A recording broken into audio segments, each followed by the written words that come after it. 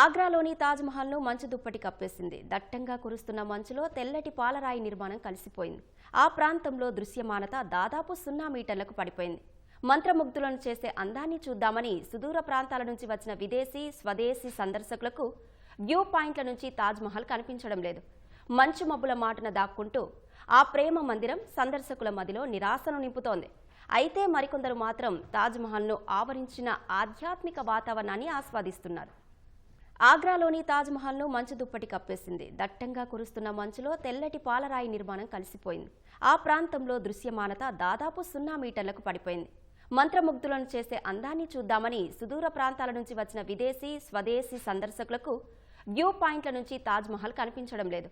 మంచు మబ్బుల మాటున దాక్కుంటూ ఆ ప్రేమ మందిరం సందర్శకుల మదిలో నిరాశను నింపుతోంది. అయితే మరికొందరు మాత్రం తాజ్మహల్ను ఆవరించిన ఆధ్యాత్మిక వాతావరణాన్ని ఆస్వాదిస్తున్నారు.